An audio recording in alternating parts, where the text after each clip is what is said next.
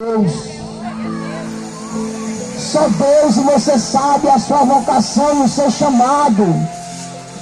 Não importa se fulaninho está falando da tua vida, deixou de falar. Foca no teu chamado, foca na direção. Jesus te deu algo e disse assim: marcha, meu filho, é para marchar. A palavra disse: louvado e agradecido seja Deus, que tendo Paulo sido arrastado, apredejado e dado como morto, a palavra diz que ao evangelho não foi aceito. O filho do Senhor, o servo de Deus, foi arrastado, mas o evangelho não foi parado. Deus está dizendo: não importa o que aconteça, mas o meu evangelho não vai ser parado. A palavra do Senhor, ela tem que ser pregada, que o diabo queira ou que não queira, a palavra do Senhor tem que ser pregada. Aleluia. E sabe qual é o texto? Agora é a parte que eu mais me emociono com Paulo. Paulo foi um grande exemplo na Bíblia. Um homem que nem ele eu nunca achei. Porque o homem era perseguidor, passou a ser perseguido, se dedicou ao evangelho, foi apredejado nesse texto. Mas a palavra diz que logo após o culto ter finalizado, logo após ele ter saído, ele se encontrou com os irmãos. Eu imagino Paulo, ele não andava, ele se arrastava, porque as pedras foi grande, mas não parou Paulo. A palavra diz que quando Paulo entra no barco para passar por outra margem, Paulo começa a fortalecer a igreja. Eu não compreendo. O homem foi apredejado, o homem foi dado como morto, mas continua fortalecendo a igreja. Deixa eu te dizer algo essa noite: quanto mais para cá e pedra, quanto mais salário da tua vida, mas Deus está dizendo: eu vou fazer o ministério dele crescer, eu vou fazer o ministério dele crescer. O teu ministério vai crescer. Aleluia. O teu ministério vai crescer. Não se importa não. Quanto mais lançarem pedras, se achar que vai te derrubar, as pedras vão servir de escada para você subir. A palavra diz que o propósito que Deus tem na tua vida não é de ficar pelo chão se lamentando, não é de ficar por aí dizendo que está acontecendo ou deixa de acontecer. É para pegar a palavra e esperar a promessa. A promessa vai chegar. Continua marchando, continua pregando. Não dá ouvido fofoqueiro não, porque a presença do Senhor, ela é contigo. Ela é contigo, bênção. Sabe qual é na geração de hoje? É a perca de tempo. Porque o mais crente que eu conheço, quando escuta que fulaninho está falando da vida dele, ele já começa a querer desistir do evangelho.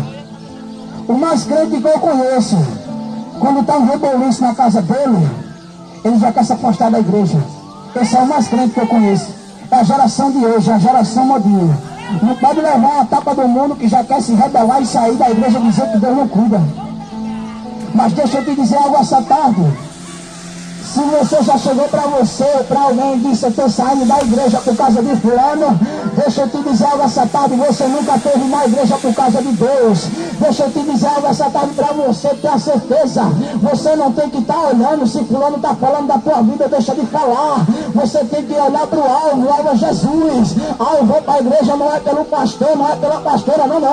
É pela presença de Deus, é pela presença de Jesus.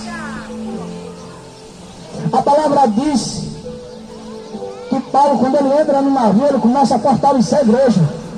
Eu imagino agora os irmãos de Paulo olhando para Paulo e dizendo: como é que esse homem tem força?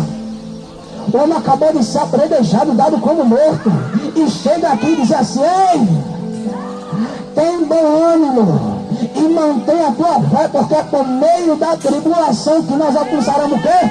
O reino de Deus. Aí eu não entendo a geração de hoje. A geração de hoje, ela não quer passar pelo deserto. A geração de hoje, ela não quer passar pela aflição. Jesus está falando. A geração de hoje, ela é aquela geração modinha. Ela quer a proposta do Senhor, mas não quer passar pelo processo. A palavra diz, louvado e agradecido lá no livro de Êxodo. Eu não vou tomar muito tempo, senão eu vou pregar aqui até todo. Quando Deus quer me usar, só Jesus. É que nós irmãos falou, viu? A palavra diz que lá no livro de Êxodo tinha um homem por nome de José. Deus tinha prometido a ele grande coisa. José sonha duas vezes, e conta aos irmãos. A palavra diz que os irmãos de José agora criam a inveja e procuram de toda forma matar José. Os irmãos diziam assim: se eu matar ele, o sonho dele acaba. Se eu matar ele, não tem mais jeito. Aí eu quero ver o sonho dele ser realizado. Mas a palavra diz: louvado e agradecido seja Deus, que depois que José tentou os sonhos, José foi jogado na cova. A palavra diz que José, depois da cova, foi vendido. A palavra diz que lá na frente o pecado veio até José. José resistiu e ele foi para onde? Na prisão. Você já percebeu que foi só aflição na vida de José?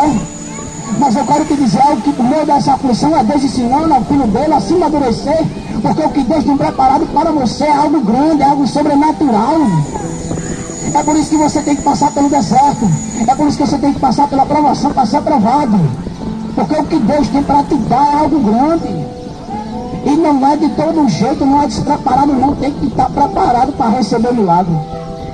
A palavra disse que José